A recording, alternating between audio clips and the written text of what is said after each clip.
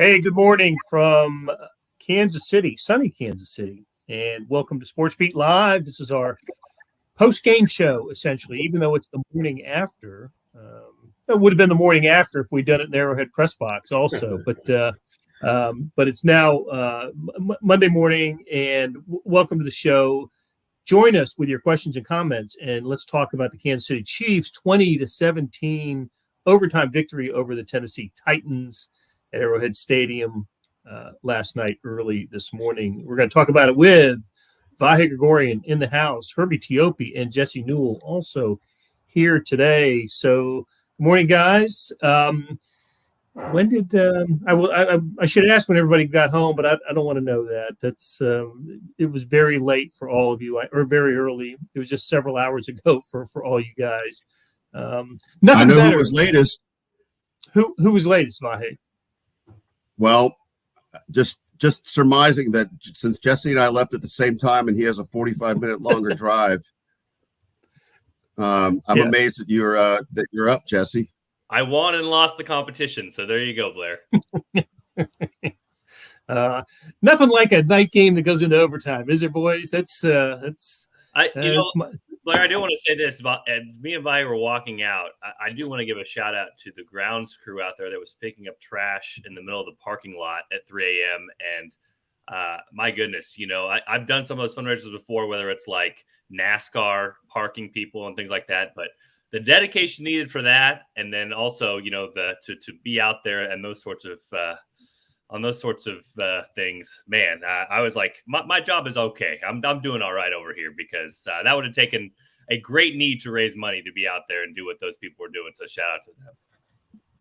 Tell you what, absolutely, if we drove by the Arrowhead parking lot right now, it would be spick and span. It'd be clean. They are out there all night, overnight, getting that thing cleaned up. I imagine that's true at every venue, but this is ours, and you're right, Jesse. They do a heck of a job. They are, and Chiefs fans, there's a lot of them, and they consume plenty. And one last thing on that, Blair, is that actually it was pretty debris free driving Jesse to his car, which was a little farther away than mine. But had Jesse not been in my car, I would have driven straight into a tripwire that was right in front of me, and he suggested I weave to the right. I just didn't quite see it. Okay, enough about that. Well, and knowing the size of your car, Vahe, it probably would have been swallowed by the wire, I think.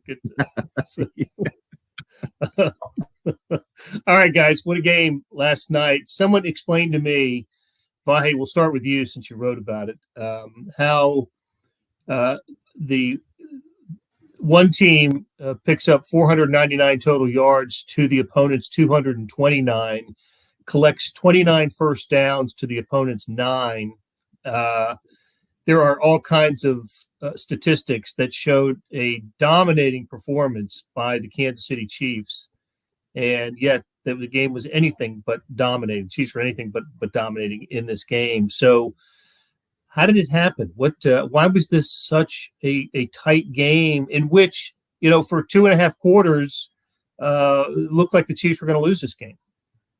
Yeah, and it's really the forensics of it are really strange, because this game doesn't add up in multiple ways. It doesn't add up that the Chiefs were in that position. In a way, it doesn't add up that they won. But how you get there with that lopsided statistical advantage, it boggles the mind. But when you insert the idea that the Chiefs dropped 6 passes, which I believe I read was the most they've dropped in a game since 2009, one of those became an interception. They had all those penalties. Of course, that's a whole panel discussion in itself for both teams, the way that went. They couldn't run the ball. They couldn't stop the run. Well, they stopped it okay, but not enough to keep Tennessee off the scoreboard. So they had all these sort of self-inflicted things while having this whopping statistical advantage. And I would submit that they lose the game unless Patrick Mahomes has a 3rd and 17. There was a little bit of time left. That was still some 7 minutes. I don't like what they were going to have to, what that was going to become. And plus, you guys know this. We could feel that any Chiefs fan that was watching probably was pondering the same things we were in the press box, that were just this vibe of they're not going to win. No names, but some people sitting in the press box thought it was over, that they weren't going to be able to find a way. And so anyway, that's my short synopsis on it. And I'm sure the guys have sharper observations. Go ahead, Jesse. Yeah, I mean, I think you talk about statistical domination. You know what the Titans do so well. Somebody brought this up with me earlier this week. The Titans kind of remind a little bit of the old Marty Ball Chiefs, where you look at them and you say, hey, they have the great ground game. They have a great defense. They have a great coach, and they basically make you win the game, that sort of thing. But the problem is that other teams, if they're really good, they can beat you. Like if you take it to those Chiefs, obviously we saw in the playoffs, you can beat them, but they won't beat themselves. And for the Titans in that game, it just seemed like, all those little things in the margin we talked about last week, Blair, special teams can make a difference. I mean, they were bombing punts. They made all their field goals. The Chiefs missed their field goals. All of a sudden, you have this dropped pass by Travis Kelce that goes into the hands of Tennessee. And you have these like little things that all add up into big things where Tennessee really could have gotten the game could have gotten away from them was when it was 9-0. Like if they don't score there, the Chiefs score, we might be looking at a 42-10 game or something like that. But that's where they had their big plays. They made big plays at the right moment. They kept them in the game in the first half. They took advantage of the Chiefs' mistakes, and then keeping it a close game meant that not ball control, but just using the clock, and then the punts, missed field goals, all those little things start to add up, and all of a sudden this game is close when really statistically it doesn't look like it should be. So that's kind of the game that Tennessee played. That's kind of the game that Marty Ball Chiefs played, that you sort of look up in the game like, how did the Chiefs win that game? Well, that's how they won it. That's, a credit to Mike Vrabel, his coaching staff, and obviously them getting a lot out of the players that they do have. But that game became ugly, just like the Titans wanted to, became physical, just like the Titans wanted it to. And that's why they were in at the end and very easily could have won. I tell you, Herbie, I saw where the Chiefs did not score on 7 straight possessions, which matches the longest stretch by a Patrick Mahomes team. And part of that was a missed field goal by Butker. But yeah, after the Chiefs made it 9-0, series after series after series, the Titans just muscled up on the Chiefs. And to me, until the very last possession where the Chiefs got a couple of sacks on Malik Willis, the Titans won both sides of the line of scrimmage. And that's, if we're looking at a deep playoff run for these Chiefs, that's a little concerning, isn't it? That they got out muscled on both sides of the ball. Yeah, I absolutely agree with that. And, we go back to the Titans. It's the Titans. I know we don't like to look at past history, etc., but last night was a reincarnation of all the past history of the games that they've played against the Titans going back to 2013. It's always like this. Now, I was not one of the ones in the press box that was saying, yeah, the game's over, but I'm not going to lie. I was leaning that way because of just the way the game was going and the way it had the feel to it. Put it this way. They ran 51 plays. I'm going to say the Chiefs dodged a massive bullet last night for a couple of reasons. Number one, the Titans ran 51 plays. Derrick Henry he only recorded 30 of those 51 snaps. I don't know what happened there, but, they somehow got away from Derrick Henry. Malik Willis, if that's Ryan Tannehill under center and not Malik Willis, this game is a lot different. I think right now we're going to be discussing how the Chiefs lost as opposed to how they won. Malik Willis only completed, he didn't complete a pass at all to any of his wide receivers. It was just the tight end show. So, the Chiefs, what was kind of concerning to me was this performance coming off of a bye week. I think like midway through the third quarter, we're saying, how is this possible? They're performing like this coming off of a bye. We all know Andy Reid's incredible record coming off of a bye. So I was a little surprised at how they came out and performed.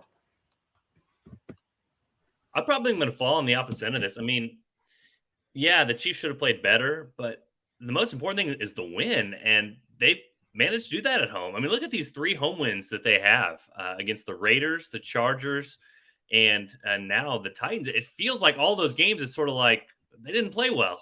They didn't play up to their standards. We can talk about that all we want to, but they got 3 wins in that, and they lose to the Titans there. We talk about all of a sudden, okay, they're behind them in the standings. What happens with the seeding? You know, it looked like they're going to make up a game on the Bills after the Bills lost unexpectedly to the Jets. So, you know, it's one of those things kind of depending on your perspective. You know, did the Chiefs play up to their standards, up to what we think they can do? No. But like in the grand scheme of things, you look at an NFL Sunday where Bills lost, Chiefs won, Chiefs kept themselves comfortably ahead of the Titans, who have just the easiest schedule ever, it seems like, every single year because they play in the division that they do. That was a big win for the Chiefs. And so however they got it done, you know, we can talk about, hey, Malik Willis didn't do that and Derrick Henry didn't do that. I mean, you have to give some credit to the defense too, because the second half, they were amazing. They forced all those punts. They got up there to the line of scrimmage. They changed up their front to put 5 guys on the line of scrimmage and rolled up a safety and said, hey, Malik, if you're going to make a pass down the field, single coverage, go ahead and do it. And then the Chiefs secondary stepped up and made sure that none of those passes were complete. So, I mean, we can talk to death about how the things the Chiefs didn't do. I think it is worth noting that, you know, there are some things the Chiefs did do in that second half to be able to win that game. And the bottom line is, whether they won by 100 or they won by 3 in overtime, they got the win. And that's what's most important for the standings and the overall outlook for this season, and trying to keep that 2 seed and stay right behind the Bills, and or sneak up and try to catch the Bills and get that overall number 1, which would be a huge boon if they were able to do it. Couple things just to add to that too, Jesse. I mean, your last words were in a way the most significant, I think. I mean, yesterday was such a net win for the Chiefs that they're now tied with the Bills. And I know the Bills own the tiebreaker, but there's a lot of different ways now that the Chiefs may not have to be facing the idea of literally going through Buffalo in January to get to the Super Bowl. And that's a huge change just in that sense. The other thing, and I really agree with Jesse's point on this.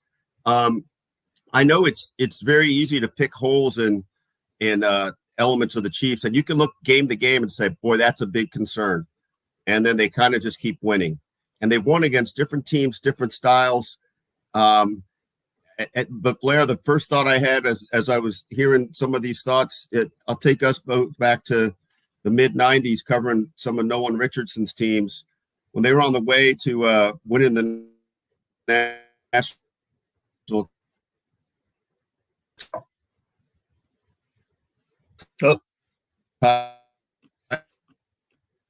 title, where they had 3, where they can you guys still hear me? Yeah. You just came back.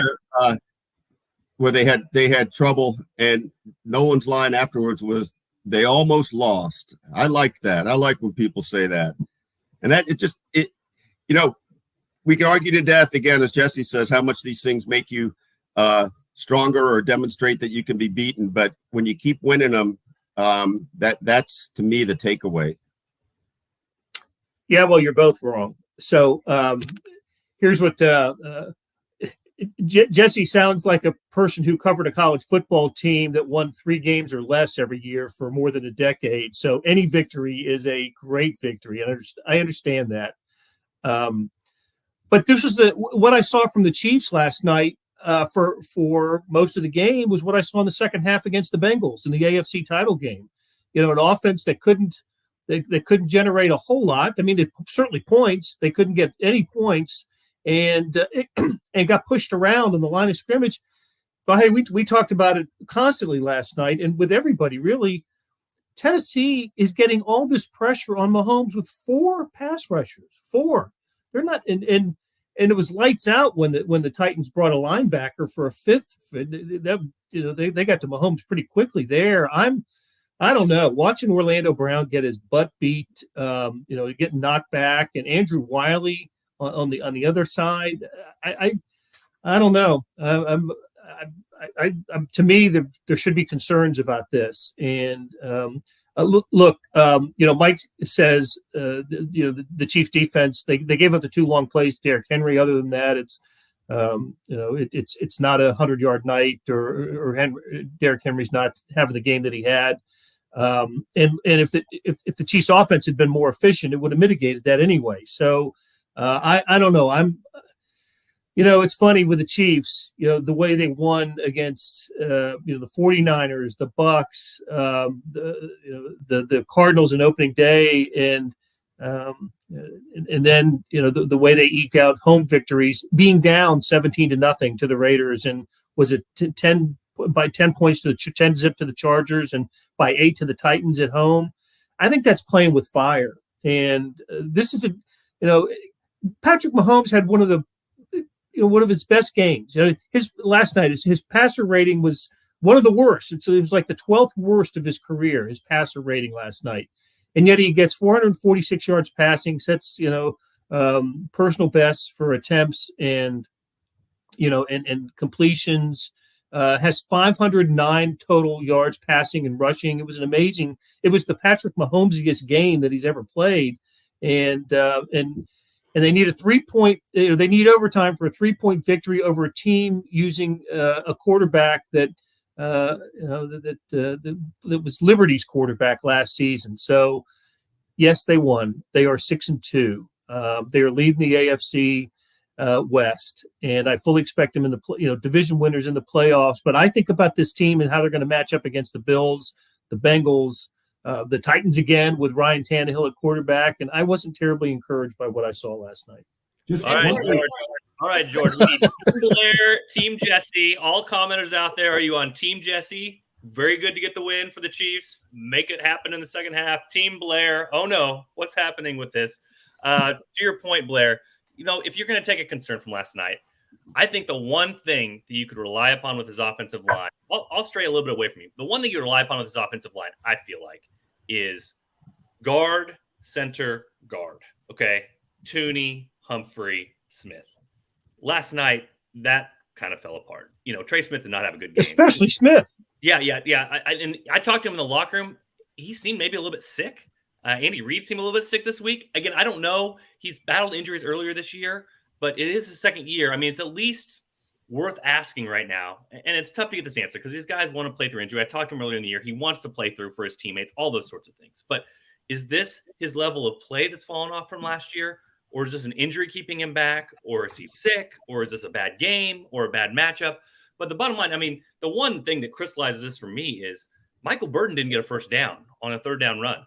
It's the first time with the Chiefs on 3rd and 1 they ran that play and they didn't get a first down. Something's wrong. Trey Smith got beat. He's never gotten beat on that play before. He got beat. And so you talk about the tackles.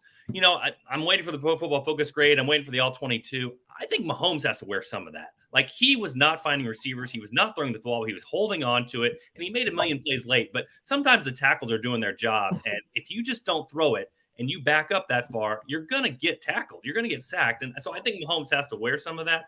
But I think the bigger concern for the Chiefs, and this goes back to the running game too, is that Trey Smith last year, along with his other two, were maulers in the run game, and they were maulers when in short yardage, and they were maulers when it came to not allowing pressure, and he has not looked like himself. So I don't know a solution to that other than you feel like he's going to get healthier and better. But if there is a major concern from that, I would say that's it. As far as the Chiefs' big picture, are they a little bit worse than I thought they were for the season? Yeah, a little bit, but I still think they're the second best team in the NFL. I still think that they're going to be a 5-point underdog when they play that game in Buffalo at the AFC Championship game if Buffalo holds its seed. Now, again, getting the win and the Buffalo loss, it moves them a long way toward potentially maybe still sneaking into that 1 seed. That would make the biggest difference this year. So, yeah, you can frown a little bit, but I'm still on the fact that, man, the Chiefs, if you could have given them the option yesterday before the game started, Bills lose, Chiefs win, that kind of swings a lot of this season where this potentially could go. So I think especially if you're a fan out there, you have to be happy about that. But I will say this, right? I will say this, Herbie. Tomorrow is election day. So Team Jesse, let's get it down there, right there on the bottom. Team Jesse, let's go. Let's go. I'm fully in the camp of Team Blair. Okay. I'm going to be cynical here. We've seen what the Chiefs is. We've seen what the Chiefs are capable of doing. And Blair, you nailed it. When you mentioned we see what they do against the Tampa Bay Buccaneers, then the number 1 defense in the NFL.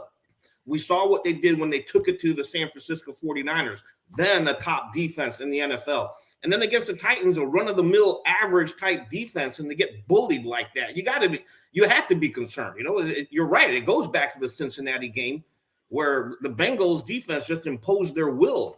If you want a championship team, and I understand Andy Reid saying, yeah, every now and then you have to win these kinds of games, but you also have to impose your will. I wanted to see that physicality. That's got to carry over. And I just couldn't understand what was going on last night. It was one of those games I was like, it's the Titans. I don't know what it is about the Titans. They just seem to have something on the Chiefs. Well, hey, your team, Jesse, right? Come on. I you know what? I'm team normal. I mean, I'm sorry, I'm team Vahe. Here's the thing. I fundamentally agree more with Jesse than you, Blair. But the one thing, and Jesse, I think is not. You can stop talking now, Vahe. That was good enough. Go on to the next topic. He's not saying this any less than I am. But I guess I wouldn't suggest that status quo is going to be good for the Chiefs here, right? Something's got to get figured out, and I think the crux of it really is this: where does the running game? Where is this on the running backs, and where is it on the line when the running game is a non-starter? And there's a little bit of both always.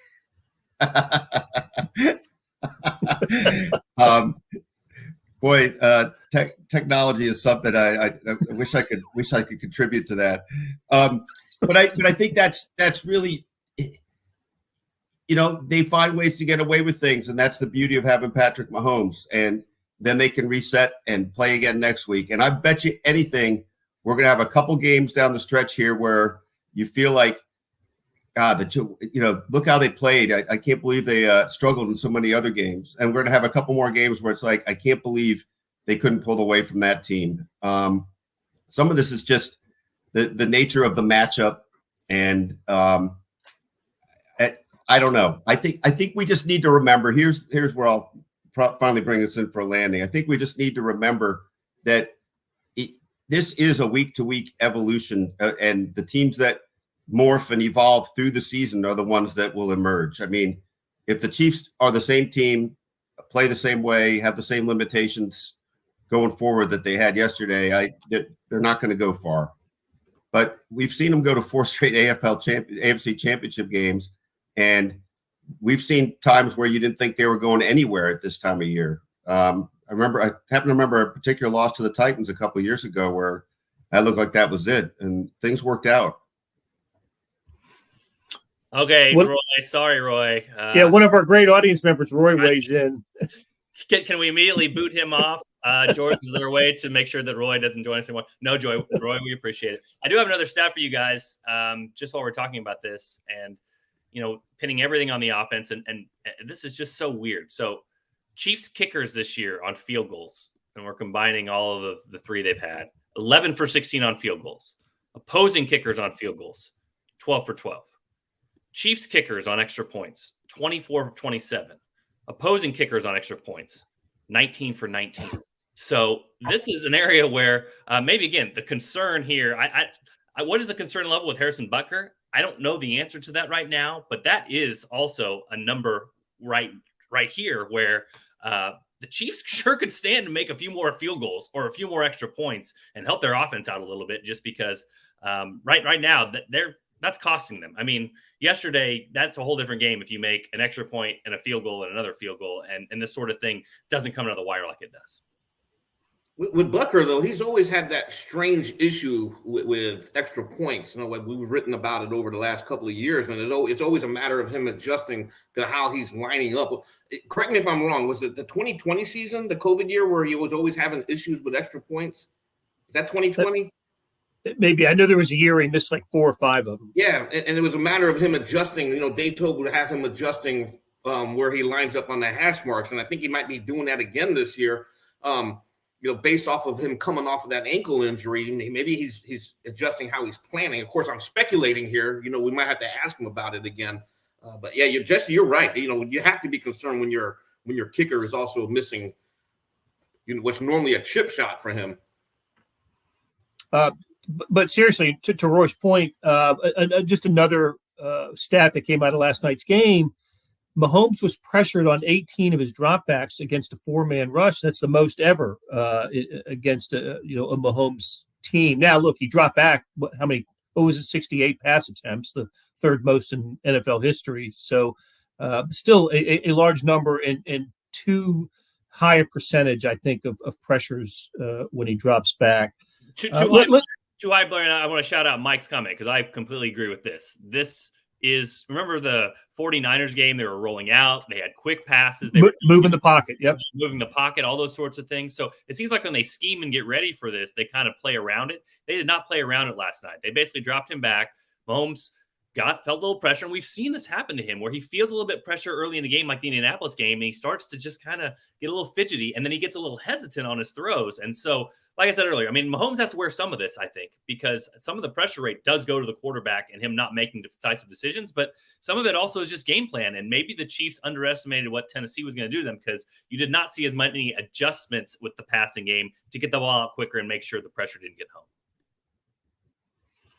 Tell you what, though, that 3rd and 17 run, that's one of the plays of the year for the Chiefs. That was amazing. And Vahe, I know you wrote about Mahomes, but not only that, but the touchdown run, the 2-point conversion run, that was in maybe in different ways. That was just a great gutsy effort by Mahomes. That's kind of bottom line for me, Mahomes in this game. Yeah, that's how I feel too. I mean, look, it says something that the guy throws for 446 yards, sets Chiefs records for passes completed and attempted. Those are the 3rd most passes, tied for 3rd most passes in NFL history, and he effectively won the game with his legs. And I don't know, maybe it's just a number that hits me, but that's 17 yards against, you know, an NFL defense that has some pretty stout guys up there. And we talked a little bit to him about it last night. I asked him about, you know, when he kind of understood that he was committed to the run, and, you know, not much sooner than he broke the pocket. But the real question I had for him was, did you actually think you were going to get 20 yards? I mean, and he didn't really leave thinking he was going to be able to get the first down. He just hoped he could get close. But then, you know, the key was seeing the safety overcommit, and he cut it back. What's funny when you look back at the clip is I couldn't figure out the right way to write this, but it reminded me a little bit of one of those electric football scenarios where, you know, one guy seems to know where he's going and everybody else is just kind of, trembling away and pirouetting away in spirals and, you know, just players strewn on the field. And just like that, I mean, I really felt like the game reset at that moment. I mean, it was, you know, you just sort of thought, well, okay, here's how they do it. And by the way, it needed to reset, not only because time was running out, but we didn't really get to talk about this, but my goodness, they were dawdling. I would go as far as say dawdling on that drive, that they got the ball back with, I think, 9:54 left at their own 7. And that drive was taking like 6 or 7 minutes. There was no urgency in that drive, other than to score, apparently, which, you know, worked out. Well, yeah, I remember thinking at the time that they need to hurry up and score with about 3 minutes to go with all their timeouts, so they can get the ball back with less than 2 minutes to go. And if they scored and missed the 2-point conversion, which was a possibility on a couple of snaps before, but the Titans were called for penalties. I wanted to touch on a couple other things. You talk about pivot points in the game. One that we haven't talked we didn't talk about much after the game, and even when it happened, just because of the I'm sorry for laughing, but Pete Gradhoff has weighed in as well. So well done, Pete. The Nick Bolton tackle is where I'm getting at. That was that was a heck of a play. Defensive play of the game provided by Nick Bolton. On the short pass, I believe it was to Henry. Was it to Henry? But anyway, on 3rd and short, and he stuffs it for a 2-yard loss, and it takes Tennessee out of field goal range when they had the 17-9 lead, and the Titans had to punt, and that set up the Chiefs' tying touchdown drive. The other play that deserves some conversation is the Noah Gray catch.